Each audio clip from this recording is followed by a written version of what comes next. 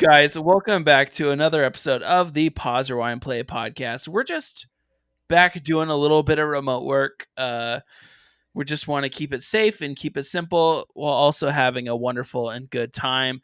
So this week we're coming at you to talk about another Bong Joon-ho film, which is dun dun dun dun Snowpiercer. That's what it is. I'm not gonna lie to you. I have been looking at the show for a while, and I've been really interested on, giving it a test run, and I just have never committed until we're like, let's watch it. And so here we are. We're gonna do it. But before, obviously, we dive into talking about Snowpiercer, we got to have a quick throwdown for what we've been watching this week and who's here. So let's start out with Josh. How you doing, man? I'm doing great. How are you guys doing? It's good to see you. It's good to see you all through the digital waves of cyberspace. What you guys are missing out was Vince just rubbed his hair and he looked like he was I forgot you guys could see me. I forgot you guys could see me. I literally forgot you guys could see me. Good thing I didn't do anything weird. Oh man. It just licks the under part of his armpit. Just Yeah. Anyways, Gosh, what have you been watching, man? I have been doing great, and I've been watching an okay amount of stuff lately, I guess. I've been getting near-ish to the end of Dark. I only watch a little bit at a time, though, because it's confusing. I like it. It's confusing, though, for sure. But mostly lately, I've been watching... I made a pact with my aunt, okay? We both did one of those, like, here's 100 movies, and, like, put a little emoji next to all the ones that you've at least seen, like, a few episodes of, or something like that. A few TV shows, sorry. Mm-hmm. And so we had both, like, looked at each other's lists, and I was like, I can't believe you haven't seen this. And she's like, I can't believe you haven't seen this. So we promised each other that we'd, like, pick one and give it to the other person to watch. So mine for her was Stranger Things. She's going to watch Stranger Things, which I'm super excited about, because anyone who hasn't seen Stranger Things, I don't know if I can trust their judgments ever. It always surprises me when you find someone who hasn't seen it, because it's such like a popular like phenomenon show. You'd expect everyone at this point to have seen it. Yeah, even my parents have seen it. I'm not expecting like everyone to love it, but you have to at least like think that it's a decent-ish show, even if you don't love it. Mm-hmm. And the only people that I found who haven't really watched it either just haven't seen it at all, or like, yeah, I watched a couple episodes and I didn't like it. And I'm like, but it's so ginormous. Don't you think that like it could be going somewhere? Like our coworker, Cade, like every time we talk about it, he's like, yeah, I couldn't get into it. And I'm like, Cade, millions of people love this show. Like, just trust that you're going to like it if you keep watching it. Does this mean we have to question Cade's tastes now? Just a little bit, just on something. Sorry, Cade, I had to throw a little shade. we watch a lot of good movies together, a lot of A24. But anyway, like I still haven't said what I'm watching. So my aunt's watching Stranger Things, and in return, I promised her that I would watch the surprisingly funny, and I'm super digging it, Canadian sitcom Schitt's Creek. Yeah, nice. I had seen it on Netflix, and I just like had never watched it, never really crossed my mind to watch it, but I started watching it this week, and it is hilarious. Like, there are so many funny moments in it. You're gonna be walking around going, David? David? No, it's David? really funny. There's this one part where a couple of the characters are high, and the guy's like, my son... The one guy's really fancy and the other guy's not really fancy. And the fancy guy's like, my son is a pansexual. And the guy's like, oh, I know that. That's that weird like fetish with pots and pans, right? And I was just like, what the heck? But there's a lot of really funny moments. It's a good show. That's Alan Tudyk, isn't it? Or no, it's not. It's the guy from like Scary Movie 2. I haven't seen the guy with the weird tiny hand. Take my strong hand. Nothing. All right, moving on. Chris Elliott. Moving on. Yeah. I haven't watched the Scary Movie franchise in so long, to be super honest with you. I feel like I should revisit it. Probably not. I just want to remember how poor and how stupid my teenage years were, thinking those were so funny. Oh, I never laughed harder in a movie than I did Scary Movie 3, but they've gone downhill since then, I'm sure. Do they still make scary movies? Like, or is it like now that's what I call music? Are they on like Scary Movie 46 or something like Now that? that's what I call Scary Movie. Yeah. Well, Josh, aside from Schitt's Creek, what else have you been watching? I'm not gonna lie, since we last had a podcast, which was Sunday, was it? Something like I that. don't know. Not Yeah, this a Sunday. little over a week ago. Yeah, something like that. Nothing really. I've been doing a lot of work and just some video games. I don't know. Spending time with my Nice. dog, my fam. So that's all I remember, honestly. It's like, sorry to be a bummer, but just been watching Schitt's Creek and Dark, Get I out of guess. here. And then Boo. Snowpiercer today. Nice. Oh, definitely The Office, but that's always on The the radar. constant. That's the constant. Sometimes I'll turn on, you know how it is. Sometimes you'll just turn on the TV, and even though you're liking the new show that you're in, you're like, I've really got to invest. I've got to be awake and paying attention to it. The Office, I can go in and out, and it'll be hilarious. I know it, and so it's always my constant. Yep. Fair enough. Vince, what have you been watching, man? I finally got to season 3 of Legion this week. So night before last, I watched episode 1 of season 3 because I've been rewatching the entire series starting at season 1. It took me a little while, but I got here. And show's trippy, show's so good. We've talked about it in the past, so I won't go too into it, but the first episode of season 3 did not disappoint in the trippiness. Starts out with a brand new character and doesn't even get to like any of the main characters in the show until like 30 minutes into it or something like that. Like at one point I had to pause it to make sure I was watching the right show. That's not true, but it's great, man. Legion is so good. It's such just a trippy.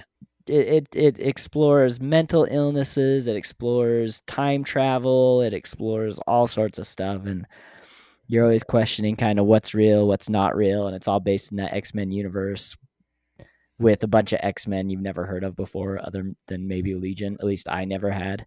So it's good, man. Check it out. I'm really liking it. It's probably up there on one of my favorite like serialized TV shows. Like one of those hour-long dramas you have to go and get the full story to, like a Game of Thrones or a Westworld or whatever. I think this is up there with those. And season 3 is the last season, so you can watch the entire series back to back to back without having to take a break. It's freaking cool. I'm down. I'm kind of interested. I've been weirdly looking for something new to watch lately, and that's kind of why my diversity in what I've watched this week has been so freaking funky. So I kind of made light of it and joked about it. But last week I watched all of the Pirates of the Caribbean, all of them. I just put them on during work and watched them all. Felt really piratey. Then I watched them. Huh? Which is your favorite? I'm not gonna lie to you. I really enjoyed the Stranger Tides, which is the final one. Oh, really? Yeah, I loved it. Like I liked Blackbeard. It was good. I enjoyed it. But if I'm being super honest, nothing beats the first one. I think the first one is the best. Just because it really introduces you into it. But I like this one where they kind of like have fewer rules of the world and they kind of go around. So it's kind of that. I wouldn't say I'm a Pirates of the Caribbean expert, but I just remember walking out of that newest one and thinking, did they just break like the rules of everything they established in the original trilogy? Like, yeah, they like people coming on land when they're not supposed to come on land, and then I remember reading an article that said that I'm pretty sure I'm gonna have to look it up, but I'm pretty sure I read an article that said that the director had never seen the previous movies before making this one. Wait, really? I'm pretty sure. Hang on, I'll check and see. Give me 2 seconds. Well, and the thing is on Disney Plus, there's only the first 4. The 5th one, the Dead Men Tell No Tales, is not on there, and so I haven't watched that one. I realize. Oh, I think that's the one I'm thinking of. The very, very last one.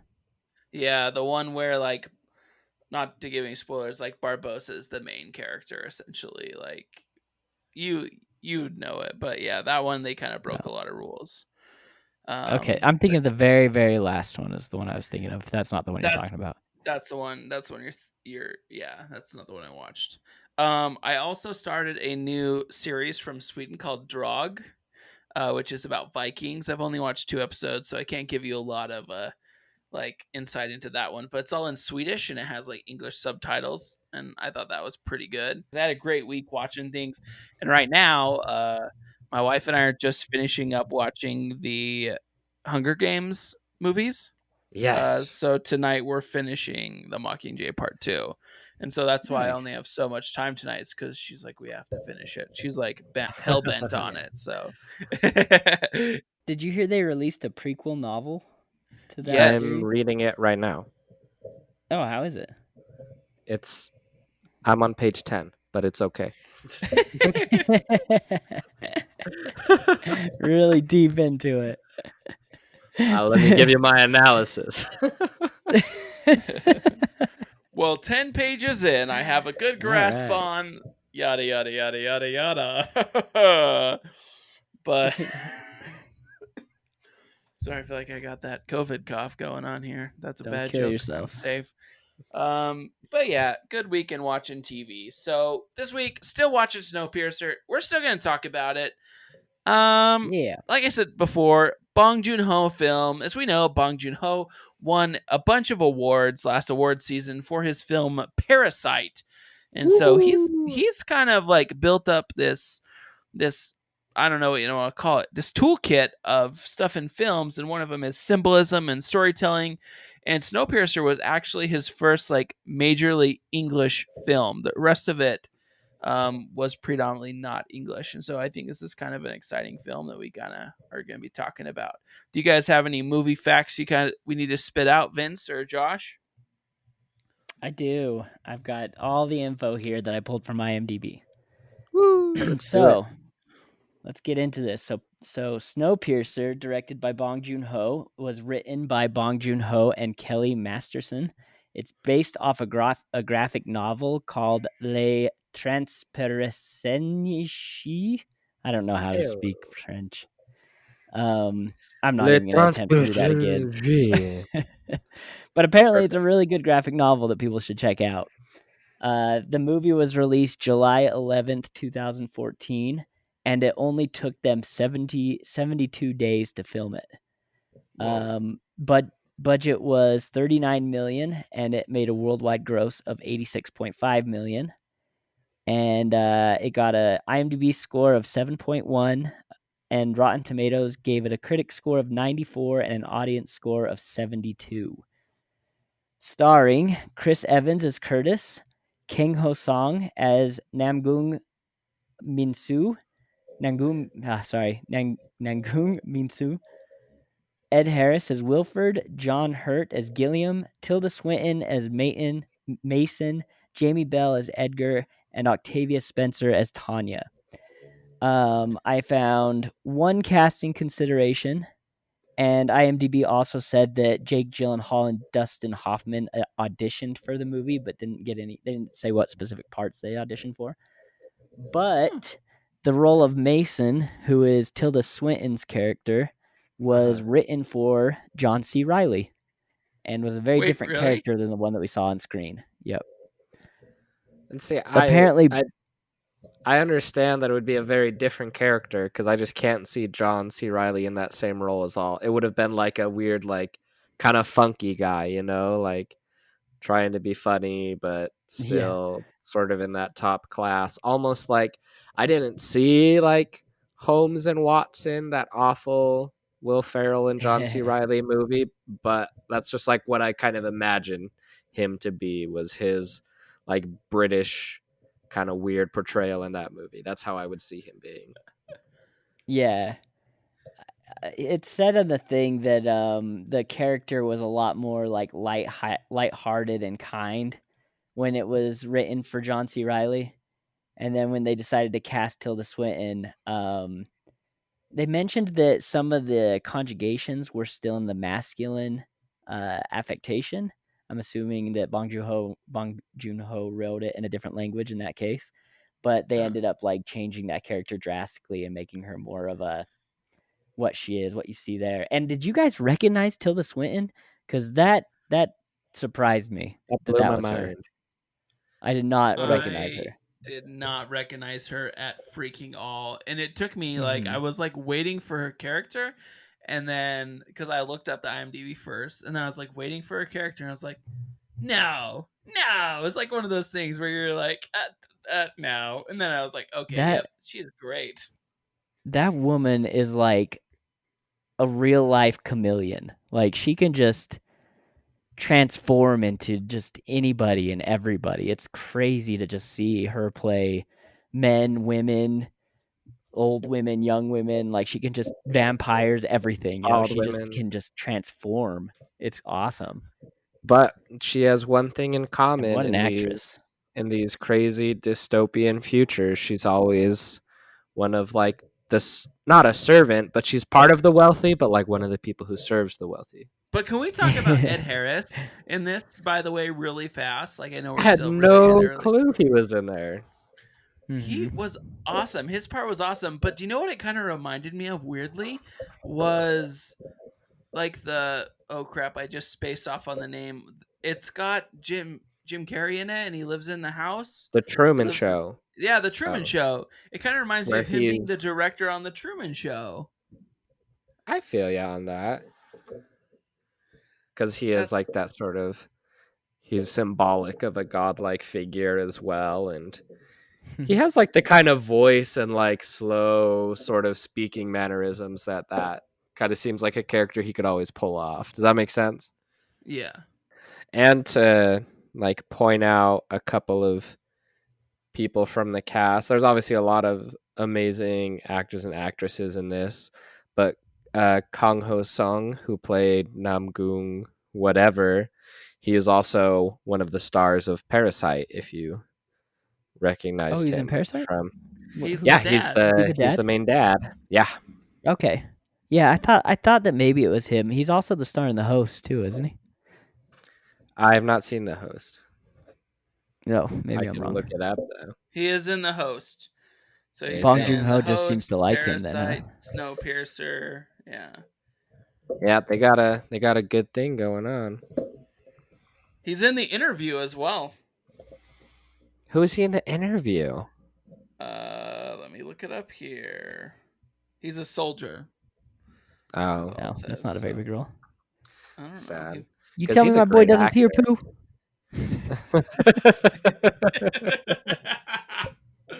Oh man. I freaking love that movie.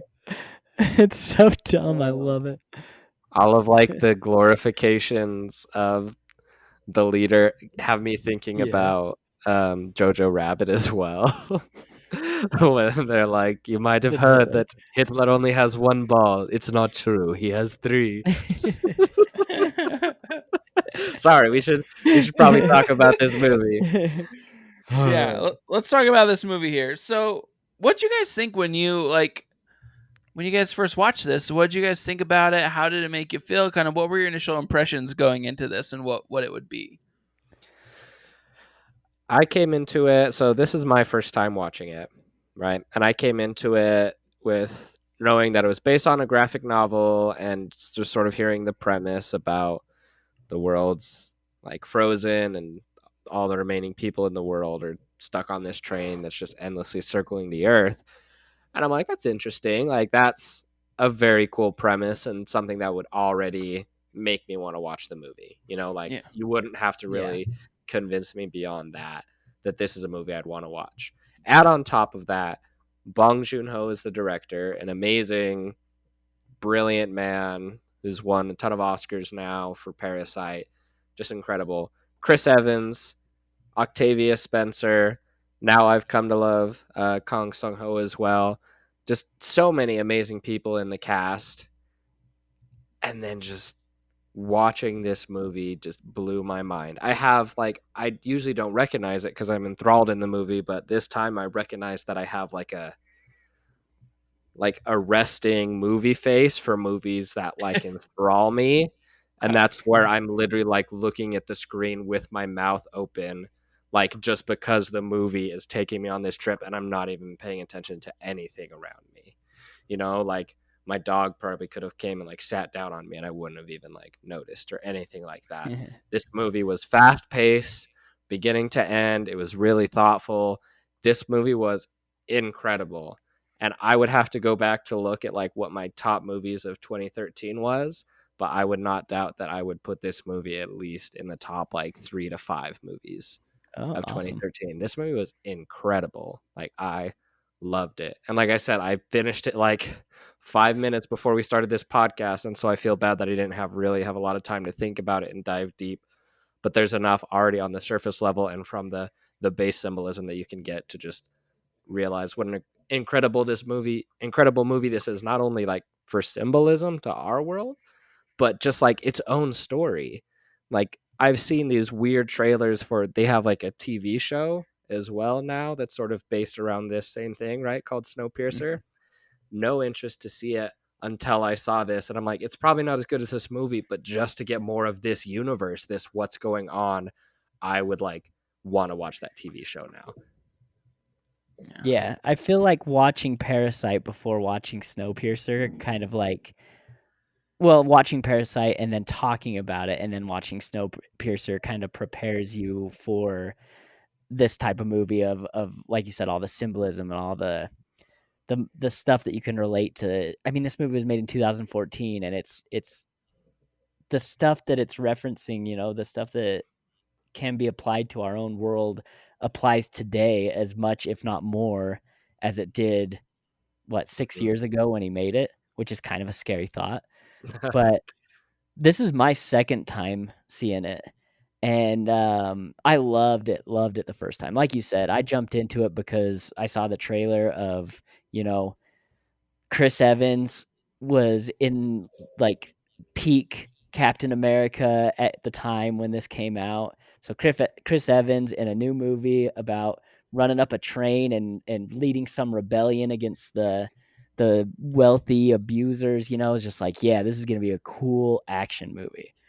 And then you finish it and it explores these themes of just like, you know, the upper class versus the lower class, and always, you know, the grass is always greener on the other side, and those kind of ideas, you know, and it's so much deeper than it appears to be on the surface level. But it's so much fun even if you don't really dig too deep into that symbolism. Like you said, Josh, it moves fast. The action sequences are awesome. Like that torch scene is so cool in the tunnel, where they all come out running with torches. Just looks awesome. And It's Chris Evans does an amazing job in this. He's a good actor. He's the kind of been acting. typecast, you know, as, I mean, I guess not typecast, but contracted into that Captain America role. But it's going to be fun to see what he does now that he can do something else. Well, Knives and he Out's did already a good first step. so good at this, but he also did really good in Knives Out, which is Yeah. you know, different than Captain America. And like we can never forget his part in the Fantastic Four series as well as Human Torch. Or But you Scott know, Pilgrim versus the World. yeah, like Exactly. he's just in so many different things, and like you said, like he does so well to carry this movie. But at times, I didn't feel like he needed to carry it because there was so many other people who were making big moves in there, right? Like Tilda Swinton character, and I don't know, the Irish guy. I was sorry, I'm just looking up kind of like Yeah, And where do I know him from?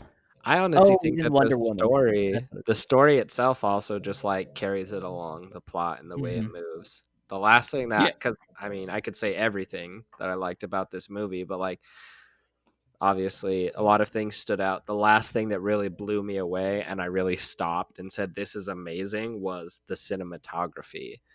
The camera and the lighting, especially of so many of these scenes, made it feel almost like Blade Runner 2049 in a way, like within these train cars. The way that the colors were so strong and at times monochromatic and at times extremely different as you go between these different train cars as you move from the back to the front.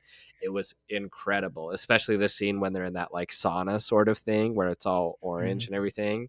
Just, it blew me away. It was incredible. It was amazing. It was gorgeous. I will say that the CGI kind of didn't date well. I even remember thinking when I first saw it back when it first came out that the train sequences where it shows it like, plowing through the snow or looking out of the city, even back then I thought, I could tell this didn't have the high budget that most movies have, But Yeah.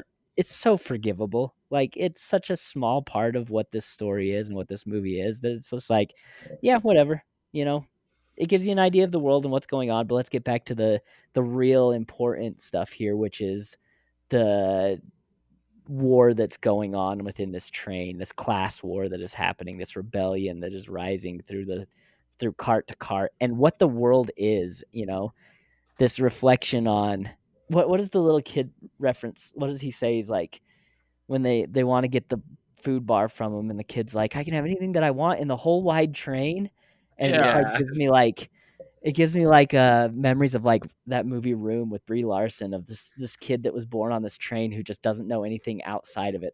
His whole world is just one cart in this train, like not even the other carts. It's just And that. Yeah, it's that's such a crazy. cool idea. And where he like literally wouldn't give basically anything up for his protein bar except for a ball for an hour. Like, Time with the ball. what the heck? And that ball was like not a real ball. Poor kid. Those poor people.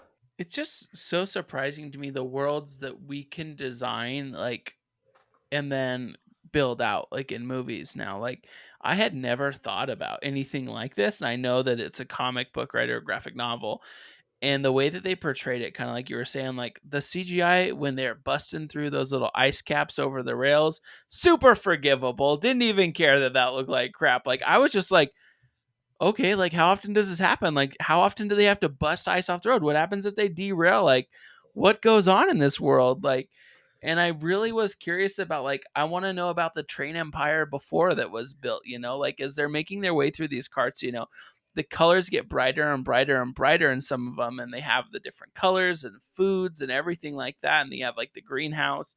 But I think, like, it was really interesting. You go into like the school and how they're like, the children are being like educated through propaganda, right, of what the train is and what will happen if we leave the train, and what people on the back of the train might smell like or seem like, and like so many different things. And it was like, what a weird world to live in, a train with just like, what, 40 cars or something like that. I don't know, but it was And that so fascinating.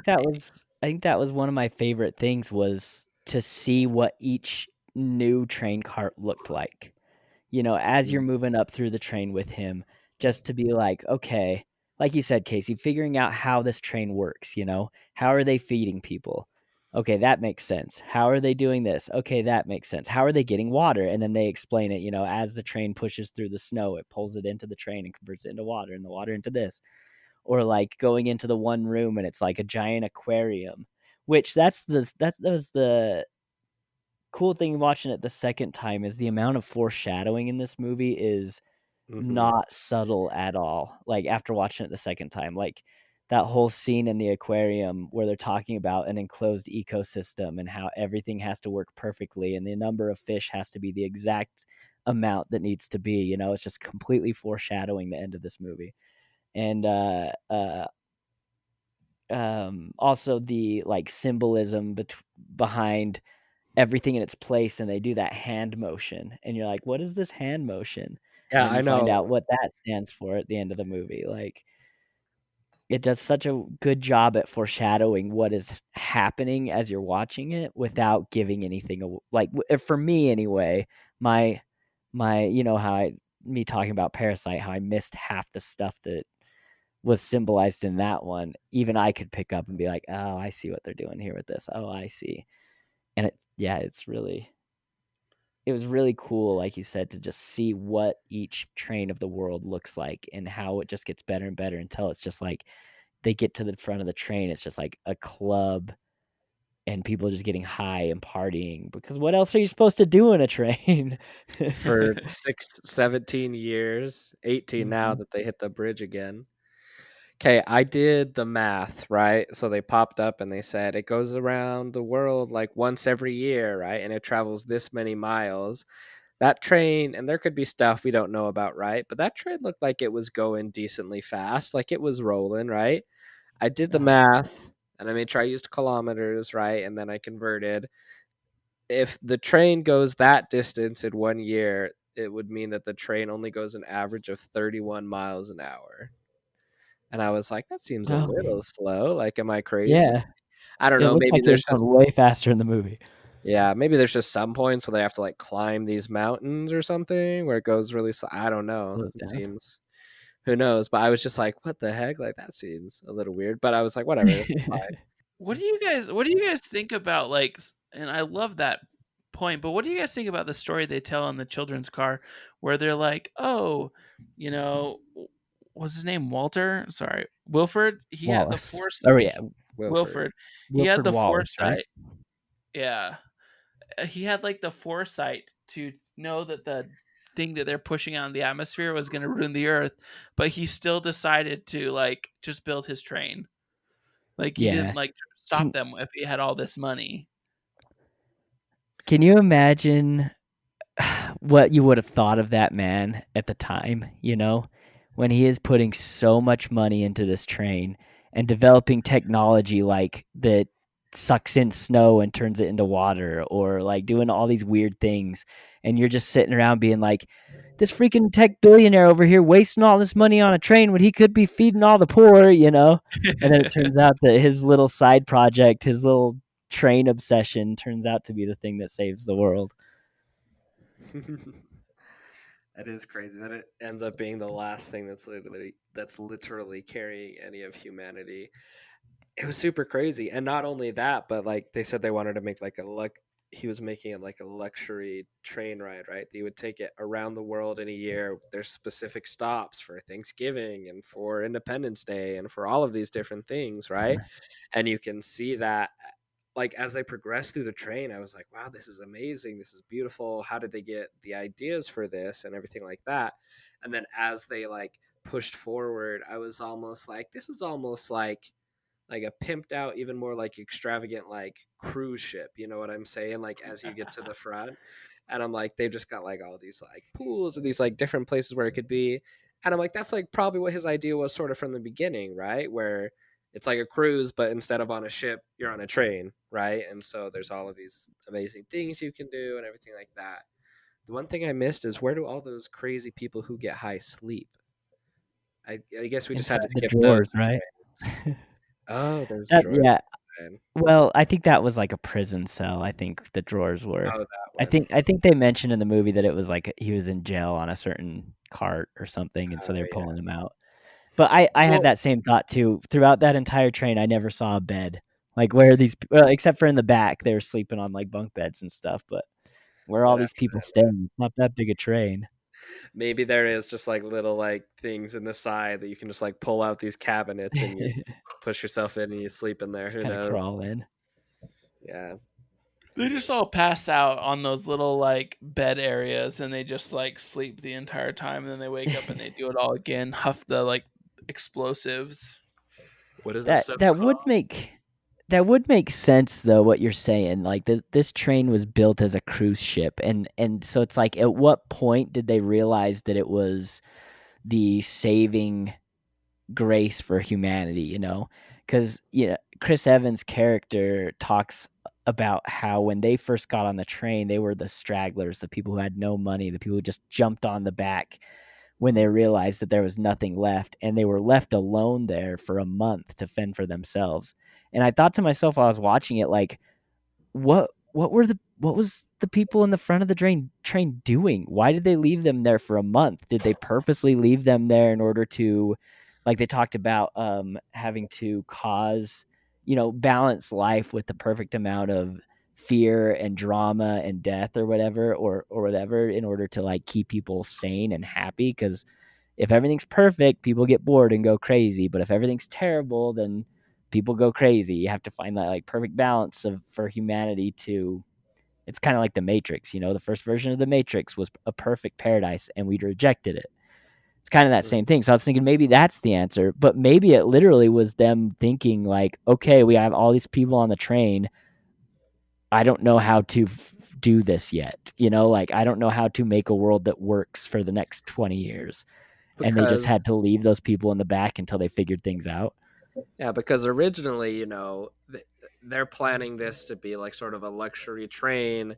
They're not planning for the number of people that they had, and they're definitely not planning for someone who paid like such a low price that they would literally be feeding them crushed up bug protein bars, So like they had to like develop that sort of whole system, I'm sure. And so while that was happening, they're probably just like, just let them be for a little while. Take care of the people that paid to be here, and we'll figure that end of the train out when we get there. Yeah. Well, and that's like the crazy part, right? Is Chris tells the story of kind of like the arm, like cutting off the arms and like how they kind of made it work to feed people. And I think that's just like the craziest thing is while the rest of the train was figuring out how to make things work, they were figuring out how to survive and becoming a little bit more, I don't know, they digressed. They became a little bit probably more Animalistic, savages. Yeah, I don't know. Like that was what a story, man. That was what an amazing monologue that he delivered there, and Chris Evans really nailed it. That was one of my favorite parts, not only because it provided such like a depth like to the story and what these people had gone through, and especially what he like had done, right? Who he had become and the reason why he always felt like indebted to these people, and especially to his friend who ended up dying. But it was also one of the biggest, when I was looking at it, like parallels and symbols to our world and the commentary that Bong Joon-ho likes to play. Because obviously in Parasite and is this as well, there's so much commentary on the social class systems of the world, right? And so this was one of the craziest things where these people who were literally at the bottom of society, of the train, which is representative of the world and all of humanity, right? They're literally at the bottom.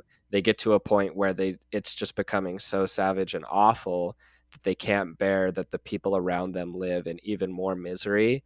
So they sacrifice a part of themselves in this story, literally and physically, in order to save and help those you love around you. And it's so symbolic and so interesting to think about, like, in the real world, people who are all the way at the bottom, and whether it's for their family, for their friends, they will sacrifice their lives, they will work themselves to death with jobs, just do anything they can, literally sacrificing what is their life in order to help those around them. I thought that was really interesting. Yeah, so cool. And then on the other end of things, with Wilford at the front of the train, I keep saying Wallace. I think Wallace is Alien. Sorry, I'm getting my names mixed up. Wilford. I talked about this movie kind of showing the whole grass is greener on the other side thing. I would not want to be on the back of that train. Like if I was on this train, I would love to be one of those people who just kind of chilled in the middle and was brainwashed into thinking this guy was a god and just went on my life just trying to live a happy mid-train. You could be that old lady in like the greenhouse with the oranges, just kind of reading her book or quilting or something. Yeah, just kind of crocheting. But like exactly. Once Curtis gets up to the front of the train and he gets in and he talks to Wilford about like what's going on and how the train is slowly falling apart and how Wilford has this responsibility to everyone on that train that he never took, never expected to take on himself. And he's just trying to make a world that works, that keeps everyone alive so that the human race doesn't go extinct, to the point where he has to like choose to stick little children underneath floorboards to be pieces of the train, or chooses to sacrifice 73% of people. And it's just, he's been doing it for so long that he just seems so callous to it, just so okay with just, like I said, sacrificing children. But put yourself in his shoes, like what a crappy decision you have to make there of okay, my train's falling apart. I can either let it fall apart and we all die, or I can start stealing kids to keep the train running. It's a crappy thing that he just kept taking it from the bottom of the train, from the caboose or whatever. But like, you look at it from Curtis's point of view, and it's just everyone in the front of the train is evil and doing evil things. And he never, at least from my perspective, really questioned like what it takes to keep that train running until he gets to that moment and sees what Wilfred has to do, sees that this entire like uprising rebellion was orchestrated by him in an attempt to keep the balance, so there's not too many people on the train, so there's no overcrowding, so there's actually has food for everybody. It's not a situation, neither of those situations is a situation I would want to be in. I just want to be the little old lady sitting there crocheting next to the oranges and living just ignorantly. Well, like going along with this, what he even is like harder on like Chris's character too is that this guy who he envisions as a leader from the back is in on the amount of people that have to be killed. To find out. Well, and that like brings into the balance, right? You can't just have one person calling all the shots. They're like, it kind of is sucky, but they have to kind of, it's like a symbiote, right? They're working together, to create this system, and it's terrifying. And I'm not gonna lie to you, like as we kind of get into this movie, I wanted to see them get off the train sooner to see what would happen. And spoilers, I guess they get off the train, but it wasn't the way I wanted it to be. That's all I have to say about that. I was ticked. Like, ending was beautiful, but I just wanted it to be different. Maybe the TV show will get into that. Maybe. Who knows? That part that you guys were talking about with them both being in on it, both his father-like figure from the back as well as I keep forgetting his name. Willard. Which one, Gilliam or Wilfred? Wilfred. There it is. Sorry. Yeah. Also, by the way, you talked about Wallace from Blade Runner 2049 earlier. Who was that where I'm getting it? Yeah. Nice. Well, I think it's the name of the. Is it the name of the corporation in Blade Runner? Not important. Move on. Yeah. And so they were both in on it, and so it was so crazy to see, Chris Evans, so Curtis's reaction when he gets there to the top, and he talks to him, and he finds out that this revolution that he's been planning the entire time has really all been set up. And yeah, he got farther than he was supposed to. But literally everything from the beginning to most of the way through the train was all a part of the plan from this guy from the front. He thinks he's been rebelling and doing all of these crazy things when it was planned to happen this way, right? Just so that they could keep this order, keep this fear in order to keep the ecosystem going, right? And so it really made me think, more a little bit about, commentaries on everyday life. And I'm not like some big like conspiracy theorist or stuff like that. Oh, I am.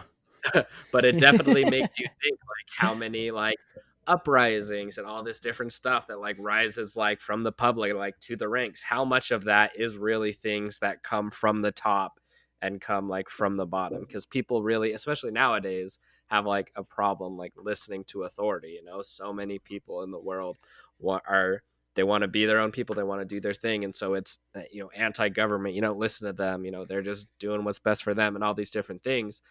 And so it really makes you think, like he's sort of making a little commentary about, hey, like we may think that we're doing all of these things to either spur change or to do this or to revolt or whatever. How much of it is really already planned and just something that's been set in motion from the top, and we have no clue because our peers, the ones that we're working with, are doing the same sort of thing. So like I said, I'm not super big like conspiracy theorist, but there are definitely things like that do happen, and that was super interesting. And that blew my mind as well. Yeah, like you said, it makes you question it. You might not believe it, but it makes you go, what if? It makes you think about those things, like, what if that's a real thing? Oh, I think about that. I thought about that so much during this film. I was like, what happens if they take the next train? What happens if they take the water train? What happens if they make it so far? And what's kind of interesting is the old man who's like the old man from the back of the train. He was only recommending they go that far. So like when you think about it, started questioning, like, do we go forward? And he like calls for fire, and that was like where the thing comes out, where everything changes, where Curtis says, no, we're taking it into our own hands, and we're There's going even forward. a point where it's foreshadowed that he was going to be kind of this person that Curtis didn't think he was. You know, at the beginning of the movie when the Chris Evans Curtis's character is sitting there talking to Gilliam, and they're talking about Edgar and how Edgar sees him as a leader, and Curtis says, I'm not who he thinks I am. People, you know, he shouldn't look at me like that. I'm not who he thinks I am. And Gilliam says something along the lines of, well, none of us really are, you know? And it's just like that perfect foreshadowing of you're worshiping me the same way he's worshiping me. He's worshiping you, but I'm doing the exact same thing. I'm not who you think I am. I'm involved in this whole thing. Really cool. Dang. So much stuff. I really just wanted to, because there's a lot of other things we could talk about with commentary. I wanted to know what your guys' like favorite scenes of the movie were, as far as like, whoa, this is so like cool. You know what I mean? Because since it's a very different, even though it's inside a train, it's like a different sort of dystopian world, and we get a lot of different feelings and stuff like that. Like, what was your favorite like coolest part? And I'll like give you guys a second to think about it while I like mention mine.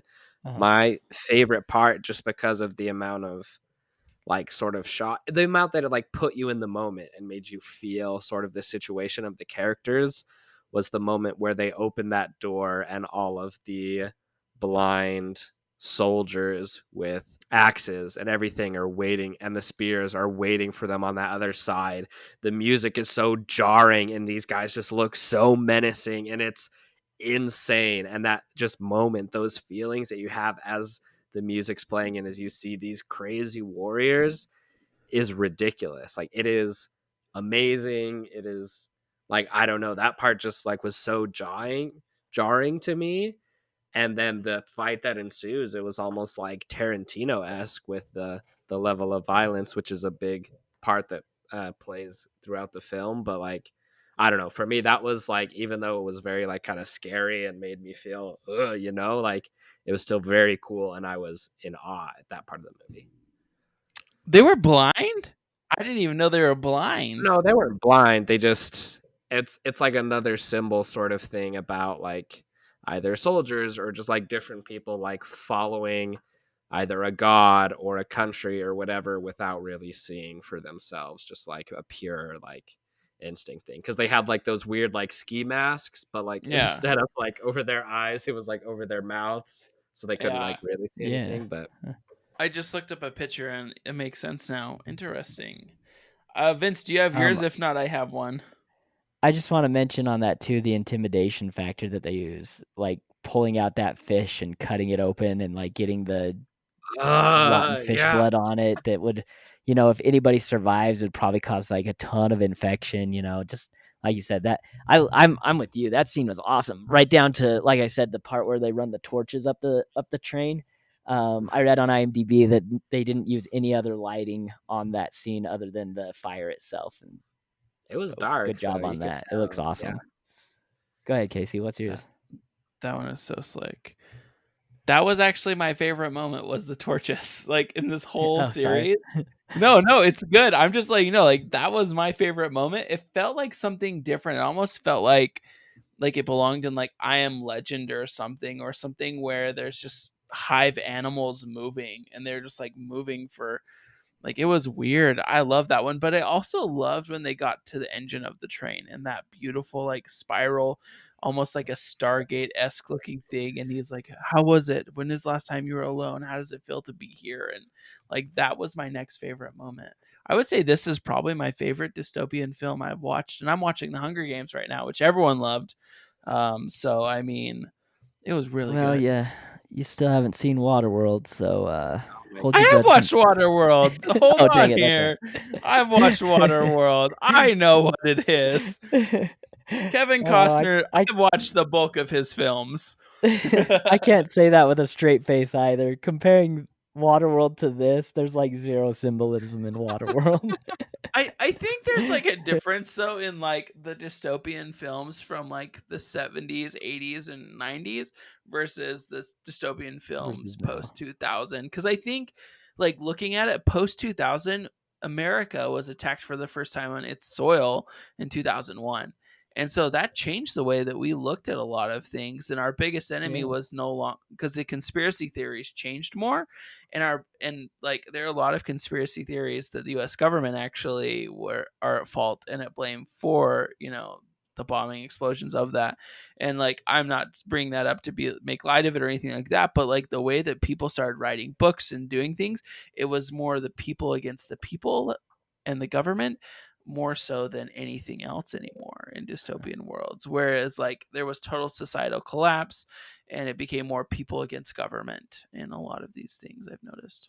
It's also interesting that since I already have brought up the Waterworld topic, it's kind of you see the difference between like if they didn't send out that thing that froze the world on this planet, it probably would have ended up being Waterworld. Like that's the one difference here is this global warming has gotten so bad in Waterworld that the polar ice caps melt and covers the whole world in water. Versus here, global warming was going to cause that, and we tried to save the world and froze the planet instead. Either way, we still effed up the world and screwed everything up. Isn't it like so ironic though that like you think about like a dystopian society in the future and they're like, oh, because of global warming, and you're like, oh, okay, but then someone's like, so the world froze, and you're just like, hold up, like wait a second, what? Like so ironic that in this like future society, like we didn't end up letting the world, like we didn't end up using too much to heat the world, we freaking froze the world. We ended up freezing it. What just to like close up that question you had though, we've already went through my favorite scenes, which would be like you guys said, that fight scene in the train in the dark was so cool, just that entire sequence, and then the monologue that Chris Evans gives about his life in the back of the train was just, that was my moment of just like can't take my eyes away from the screen because I'm listening to the atrocities that he committed, talking about how the thing that he hates the most about himself is how he knows that what people taste like, and he knows that babies taste the best. Goes into this whole story about this guy who killed this lady and was going to eat her baby until someone stepped up and stopped him and fed everyone his own arm, and that guy was me. And it's just like, oh, I just couldn't look away from that moment. Like that entire monologue. Incredible. It was amazing. Also that part, sorry, this is like super random, but I would just like be so mad at myself if we did not bring it up. I think there's a lot of violence in the movie, but for me, possibly the most jarring scene of the whole movie is where they freeze that guy's arm and then smash it with a sledgehammer. Oh my gosh. Like, what the heck? That part freaked me out. And it's like what they do. I mean, you think about it, they're in a train, and even if you can survive in the world out, like you find out in the end, it's still going to be freezing. It's night. The train's going who knows how fast. You stick your arm out, it's going to freeze still, And so that's kind of how they like keep them thinking, because who knows if like the real people think that you could actually live out in the world, but like it makes everyone think, oh yeah, we really can't move past this thing. We really are stuck here. There's nothing to do in the world beyond.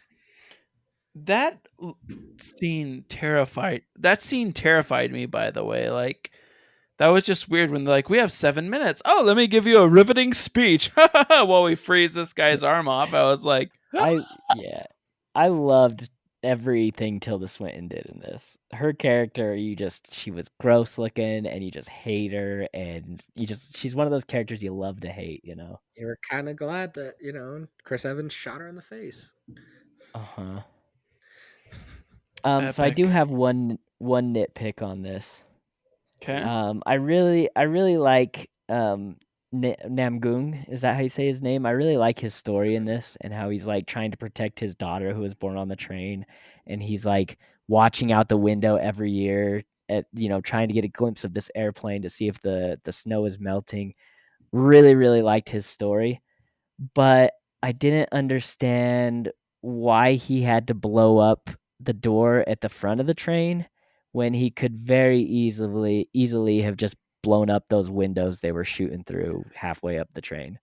Like that seems like an easier spot to blow up than I mean, I guess he's like gathering more of that chrono or whatever, that drug, but I don't know. Seemed pretty have a convenient that the theory. door he wanted to get out at was at the front. I have a theory. Let's hear it. My theory is he had to blow it up at the front of the train to stop the train from continuing to go around. Because if he just blew up the back half, the train would just collapse halfway through, and then part of the train would still be moving, and then that guy would still have the ultimate power type thing. Whereas if he blew it up at the front, he could derail the whole train and thus ending all of society as it was. So he wanted to free everybody and not just himself was kind of his idea. Yeah, he wants society to move on from the train. Yeah, that's a big risk. But I still that's a big risk to take. I think there's like merit in both of those things, because it could be, it's a big risk, and so there's a chance he doesn't do it. But also, like, there's definitely like both what you, Vince, and you, Casey, said. There's like possibilities for both of those sides with the nitpick, and also maybe because of this. Mm-hmm. I don't know. I just kind of had like one final like question that I kind of wanted to ask you guys just really quick. Okay. Like, what do you think sort of like the end game was here for Bong Joon-ho, like in creating this movie? Because there's a lot of stuff that goes on in this movie, and there's a lot of commentary and a lot of like what these movies do when they make you examine like social situations in a confined space that makes you look at the world a different way, is to like kind of get people to see the world in a different light, to be able to change their minds about stuff. But like with the ending of the movie, with what happens, like what do you think like he's possibly trying to say? Like, does there need to be, obviously I don't think he's needing to say the world needs to like end for humanity to like really start over. But is it like saying that in a way that we really have to like destroy a lot of what we have to build like what we need?